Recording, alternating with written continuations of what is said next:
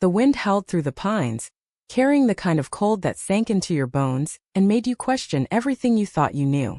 I stood there, Elena, 28 years old, staring at the rusted doors of the cold storage warehouse, my wedding ring burning against my finger like a lie I couldn't shake.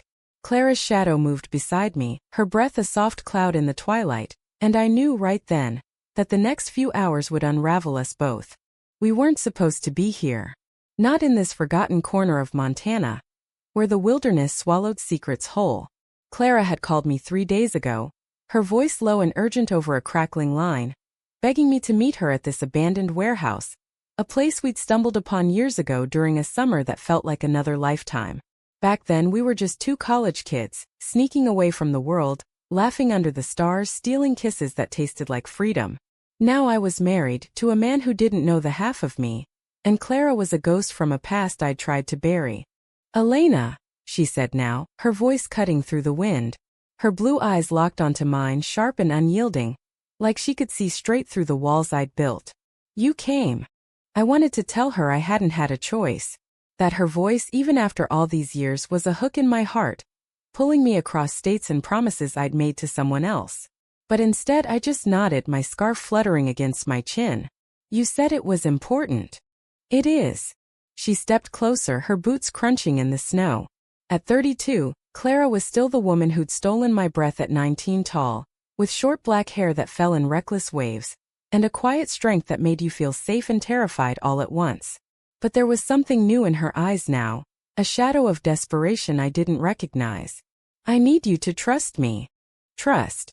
The word hung between us, heavy as the snow piling up around the warehouse.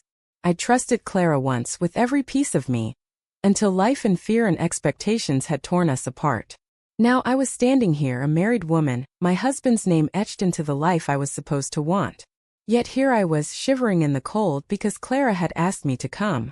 "Why here?" I asked, glancing at the warehouse. Its metal walls were streaked with rust, the windows boarded up, a relic of some long-dead industry. It looked like the kind of place where secrets went to die. Clara didn't answer right away. She reached into her coat pocket and pulled out a small tarnished key. "Because what's inside changes everything." My stomach twisted.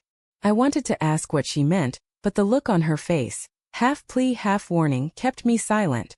She turned and walked toward the warehouse doors, her steps deliberate, like she was marching toward a truth neither of us was ready for. I followed, because that's what I always did with Clara. I followed. The doors groaned as she unlocked them, revealing a cavernous darkness that smelled of damp concrete and forgotten things. Clara flicked on a flashlight, the beam cutting through the gloom, illuminating rows of empty shelves and crates, their edges coated in frost. The air inside was colder than outside, the kind of cold that made your skin ache. "Clara, what is this?" My voice echoed, bouncing off the walls. I hugged my arms to my chest, my ring glinting faintly in the flashlight's glow. It felt like a betrayal, wearing it here in this place that belonged to us. She didn't turn around. "You'll see," she said, her voice tight.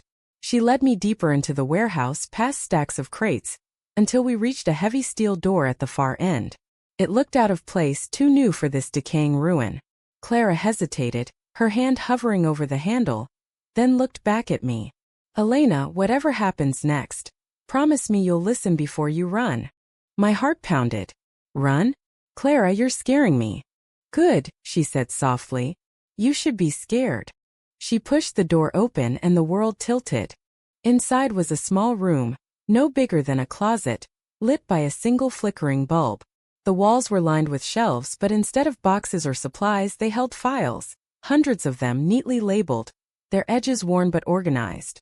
In the center of the room was a table, and on it a single photograph. I stepped closer, my breath catching as I recognized the faces staring back at me. Clara and me 6 years ago, laughing at a bonfire, our arms around each other. My hair was longer then, my smile unguarded. Clara's eyes were bright, free of the weight they carried now. "Where did you get this?" I whispered, picking up the photo. My hands trembled, not from the cold. "It's not just the photo," Clara said. She reached for one of the files and opened it, revealing pages of handwritten notes, emails, even grainy photos of us together. Moments I thought no one else had seen. My chest tightened as I scanned the pages, seeing dates and places from our past. Our summer, our love, all documented like evidence in a trial. Someone's been watching us, Clara said, her voice barely above a whisper. For years. I stared at her, the photo slipping from my fingers. Who? Why? She shook her head, her jaw tight. That's what I've been trying to figure out. But it's bigger than us, Elena. And it's not just about the past, it's about now. About you. The ring on my finger felt heavier than ever. I wanted to tear it off, to throw it into the snow and let it disappear. But I didn't. I couldn't.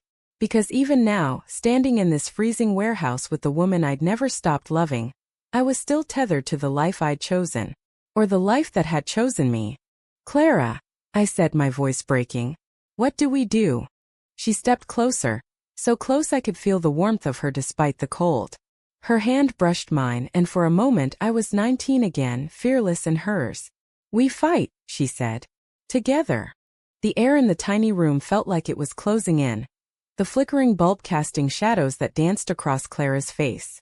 Her words, we fight together, hung between us, both a promise and a challenge. I wanted to believe her, to fall back into the rhythm of us, but the files on the shelves loomed like accusations, each one a piece of a puzzle I wasn't sure I wanted to solve. Who's doing this? I asked again, my voice sharper now, edged with panic. I picked up another file, flipping through pages of surveillance notes.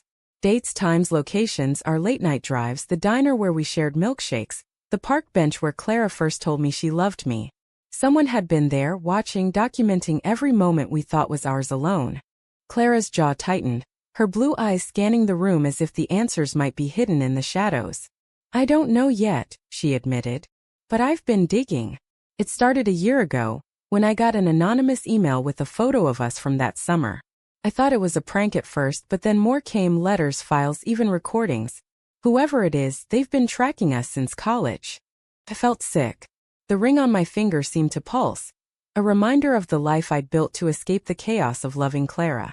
I'd married Daniel because he was safe, predictable, the kind of man who fit into the expectations of my family, my small hometown, the world that told me who I was supposed to be. But standing here, surrounded by evidence of a love I tried to forget, I felt like a fraud. Why didn't you tell me sooner? I asked, my voice trembling. You've been dealing with this for a year. And you didn't say anything? Clara's expression softened, but there was pain in her eyes. I wanted to protect you. You are married, Elena. You moved on. I didn't want to drag you back into something that could hurt you. Hurt me? I laughed, the sound bitter. Clara, I've been hurting since the day I walked away from you. The words slipped out before I could stop them, raw and unfiltered. Clara froze, her breath catching, and for a moment, the room was silent except for the faint hum of the bulb. I wanted to take it back, to rebuild the walls between us, but it was too late. The truth was out, and it felt like a wound reopening. She stepped closer, her hand reaching for mine, but I pulled back, clutching the file to my chest. Don't, I said, my voice barely a whisper. Not yet. Clara nodded, her hand falling to her side. Okay, she said softly. But we don't have much time. Whoever's behind this knows you're here. They sent me a message yesterday saying they'd expose everything. Unless we give them what they want. What do they want? I asked, my heart racing. Clara hesitated, then pulled a folded piece of paper from her pocket. She handed it to me, and I unfolded it with shaking hands. The words were typed in stark black ink. Bring her to the warehouse. Midnight. Or the world knows who you really are. My knees buckled and I gripped the table to steady myself. They're blackmailing us, I said, the realization sinking in like ice water. But why? What do they gain from this? I don't know, Clara said, her voice low and fierce. But I'm not letting them destroy you. Not like this. I looked at her, really looked at her, and saw the woman who'd once promised me forever. The woman who'd held me when I cried about my parents' disapproval, who'd danced with me in the rain, who'd made me feel like I could be myself, even when the world told me I couldn't. And now here she was fighting for me again, even though I'd walked away. We need to figure out what they're after, I said, forcing my voice to stay steady. These files, there has to be a clue in here somewhere. Clara nodded and we started pulling files from the shelves, spreading them across the table. The documents were meticulous, almost obsessive, detailing not just our past but our present lives. There were photos of me at my wedding standing beside Daniel, my smile strained. There were notes about Clara's job as a freelance journalist, her late-night research sessions, even her recent trips to this very warehouse. Whoever was behind this had resources, patience, and a vendetta. As we worked, the cold seeped deeper into my bones, but Clara's presence was a warmth I couldn't ignore. Every brush of her arm against mine, every shared glance, felt like a spark reigniting something I tried to extinguish. I wanted to hate her for pulling me back into this, for making me question everything, but I couldn't. Not when she was the only thing keeping me from falling apart. Hours passed, the bulb flickering above us, and we found nothing concrete, just more questions. Then Clara froze, holding a file marked with a single word. Redemption. Inside was a letter, handwritten, addressed to me. Elena, you thought you could hide. You thought you could run from who you are. But the truth always finds a way. Meet me at the warehouse or I'll make sure your husband, your family, your entire world knows the real you. The signature was a single initial, R. Whose R? I asked, my voice shaking. Clara's face was pale, her eyes wide. I don't know, she said. But they're here. Tonight. The bulb flickered again, then went out, plunging us into darkness. The darkness swallowed us, thick and suffocating. The silence broken only by our shallow breaths. I reached out instinctively, my hand finding Clara's in the pitch-black room, her fingers warm and steady against my trembling ones. For a moment it was just us, two hearts beating in a world that wanted to tear us apart. Stay close, Clara whispered, her voice a lifeline. She flicked her flashlight back on, the beam trembling as it cut through the gloom. The shelves loomed around us, the files now feeling like a trap rather than a clue. Whoever I was, they were close, too close. We need to get out of here, I said, my voice barely steady. If they're coming, we can't be sitting ducks. Clara nodded, but her eyes were scanning the room, calculating. We can't leave without knowing more. If we run now, they'll just keep coming. We need something, anything, to fight back with. She was right, but the thought of staying in this freezing, haunted place made my skin crawl. I tightened my grip on her hand, drawing strength from her certainty. Okay, I said. But we move fast. We gathered the redemption file and a few others that seemed significant, stuffing them into Clara's backpack. Every creak of the warehouse made my heart lurch, every shadow a potential threat. As we moved toward the steel door, Clara's flashlight caught something on the floor. A faint trail of footprints in the dust, leading deeper into the warehouse. Those aren't ours, she said, her voice low. Someone's been here. My stomach churned. The footprints were fresh, the edges sharp, unlike the faded marks we'd left earlier. I glanced at Clara, her face set in determination, and I knew we weren't leaving yet. Not until we had answers. We followed the trail, the flashlight beam bouncing as we moved through the maze of crates and shelves. The warehouse seemed to grow colder with every step, the air heavy with the weight of secrets. The footprints led to another door. This one hidden behind a stack of crates, barely visible in the dim light. It was padlocked, but the lock was new, gleaming in a way that felt out of place in this decaying ruin. Clara pulled the tarnished key from her pocket, the one she'd used to enter the warehouse. Let's see if this works, she said, her voice steady but her hand shaking slightly. The key slid into the lock with a click, and the door swung open, revealing a narrow staircase descending into darkness. The air that wafted up smelled of damp earth and something sharper, almost metallic.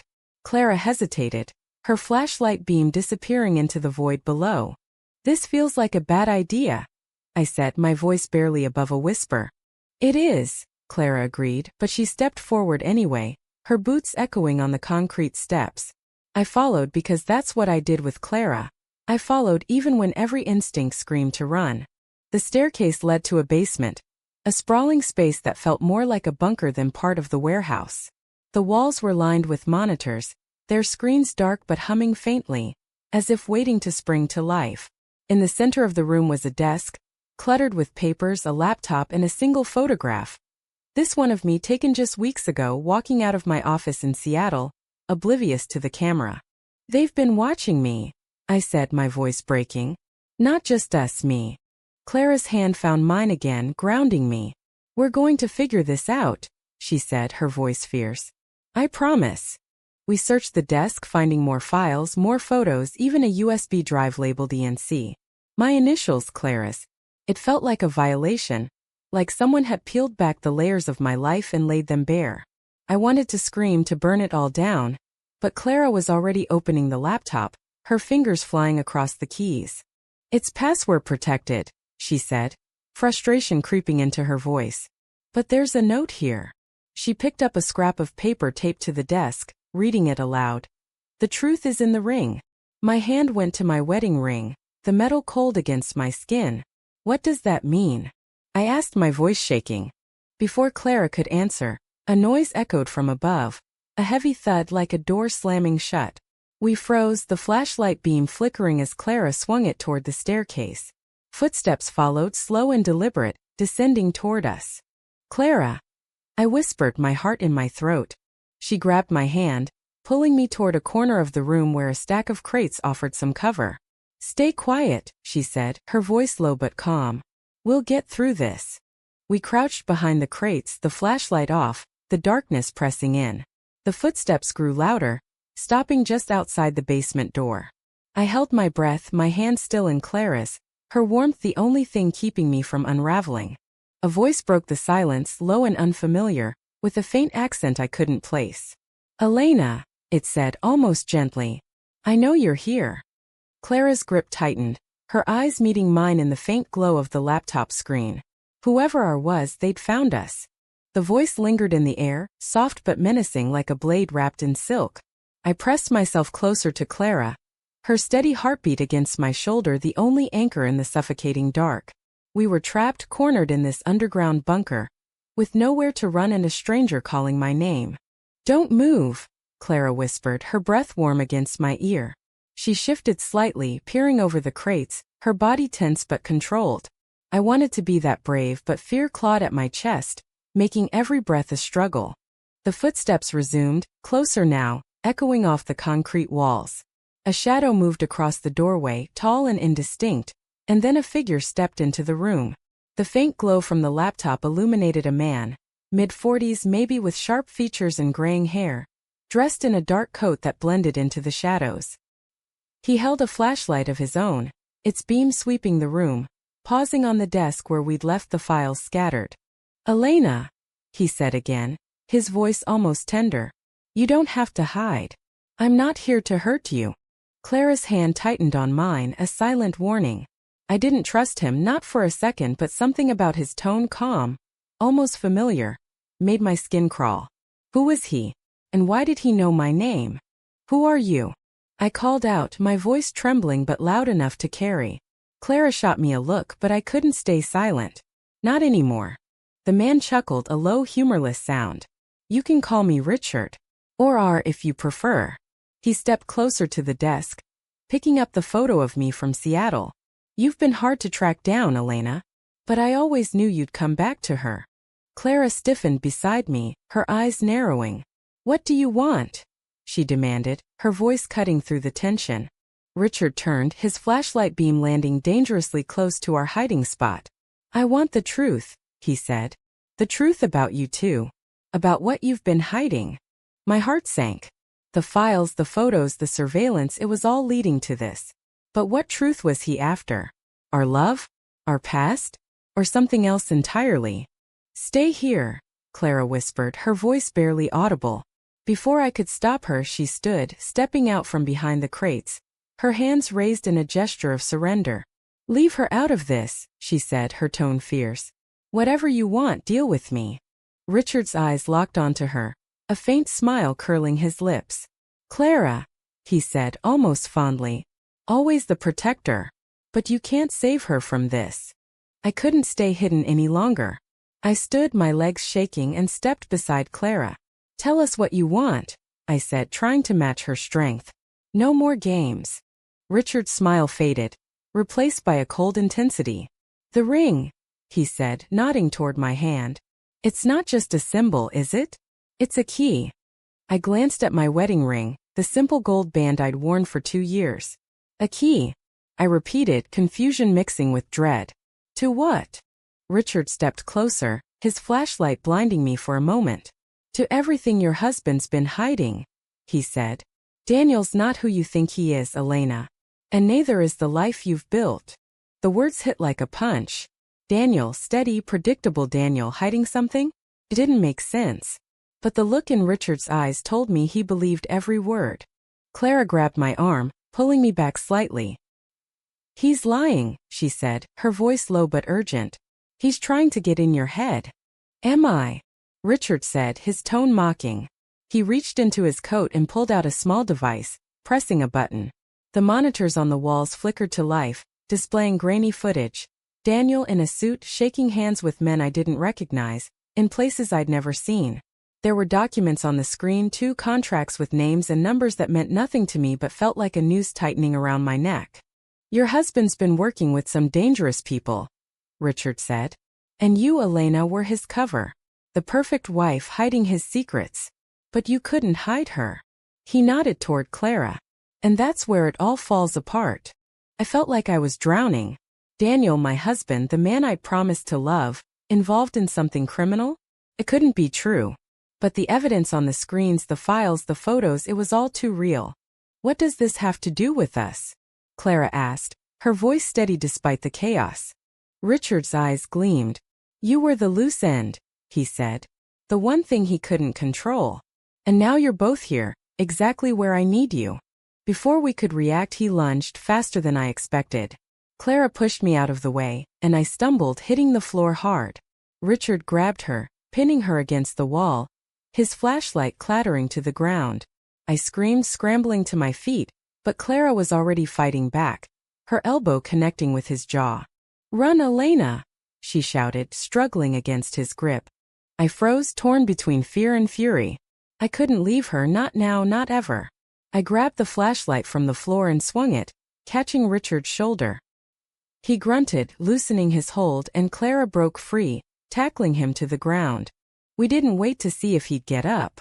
Clara grabbed my hand and we ran up the stairs through the warehouse, the files still tucked in her backpack. The cold air hit us like a slap as we burst outside. The snow falling harder now, blanketing the world in silence. We can't go back, Clara said, her voice ragged. Not until we know what's on that USB drive. I nodded, my heart pounding, my ring a heavy weight on my finger. Whatever Daniel was hiding, whatever Richard wanted, it was bigger than us. But as Clara's hand held mine, I knew one thing for certain. We'd face it together. The snow stung my face as we stumbled through the wilderness, Clara's hand a lifeline in the blinding white. The USB drive in her backpack felt like a ticking bomb, holding secrets that could unravel my entire life. My wedding ring burned against my skin, no longer a symbol of love but a question I wasn't ready to answer. We didn't stop until we reached Clara's truck, hidden in a clearing half a mile from the warehouse. My lungs ached from the cold, my mind racing with Richard's words. Daniel's not who you think he is. I wanted to believe it was a lie, but the footage, the contracts, the files, they were pieces of a truth I'd been too afraid to face. Clara opened the truck's passenger door, urging me inside. We need to get somewhere safe, she said, her voice steady despite the chaos. She slid into the driver's seat, her hands gripping the wheel as she started the engine. The heater roared to life, but it did little to chase away the chill in my bones. Where are we going? I asked, my voice hoarse. The world outside the truck was a blur of snow and darkness, the wilderness stretching endlessly around us. Somewhere we can figure this out, Clara said. I have a friend in Missoula, a hacker. She can crack the USB drive, maybe tell us what we're dealing with. I nodded, too overwhelmed to argue. As we drove, the silence between us was heavy, filled with unspoken questions. I glanced at Clara, her profile sharp against the dim glow of the dashboard. She was risking everything for me just like she always had. And I'd spent years running from her, from us, because I thought it was the only way to survive. I'm sorry, I said suddenly, the words spilling out. For leaving you. For choosing this. I held up my hand, the ring catching the light. Clara's eyes flicked to me, soft but pained. You did what you thought you had to, she said. I never blamed you, Elena. Not once. Her words broke something in me, and I felt tears sting my eyes. I blamed myself, I admitted. Every day. She reached over, her hand finding mine, and for a moment, we were just Elena and Clara, Two women who'd loved each other fiercely against all odds. But the weight of the USB drive of Richard's threats of Daniel's secrets pressed down on us, a reminder that our story wasn't just ours anymore. We reached Missoula just before dawn, the city quiet under a fresh layer of snow. Clara's friend, a woman named Sam with a quick smile and a cluttered apartment, took the USB drive without asking too many questions. She plugged it into her laptop, her fingers dancing across the keys as Clara and I sat on her worn couch, the tension between us palpable. "It's encrypted," Sam said after a few minutes. "But I can crack it. Give me an hour." Clara nodded, but her eyes were on me, searching. "You okay?" she asked softly. I wasn't. My whole life felt like a lie, and the woman I'd loved, still loved, was sitting beside me, fighting a battle I didn't fully understand. But I nodded anyway because I couldn't fall apart now. Not when Clara needed me. Sam worked fast, and within an hour, the USB drive's contents spilled across her screen. Files, emails, bank records, all tied to Daniel. He'd been laundering money for a network of shady investors, using his clean-cut image and our marriage as a front. The files detailed everything. Offshore accounts, coded messages, even a plan to disappear if things went south. And there, buried in the data, was a reference to me. A note that called me the perfect cover, a way to keep suspicions at bay. I felt sick, betrayed, but also strangely relieved. The man I'd married wasn't the man I'd thought he was, and that truth, painful as it was, set me free. "There's more," Sam said, her voice grim. "Richard's name is in here. He's not the mastermind, he's a hired gun working for someone higher up. They wanted you two here to flesh Daniel out." Clara's jaw tightened. "So we're bait?" Sam nodded. "Looks like it. But you've got leverage now. These files could bring the whole operation down." I looked at Clara, my heart pounding. "What do we do?" She took my hand, her grip firm. "We end this. We take the files to the authorities, expose Daniel, Richard, all of them. But we do it together." I nodded, a weight lifting even as fear settled in. We left Sam's apartment with copies of the files, driving to a small motel to plan our next move.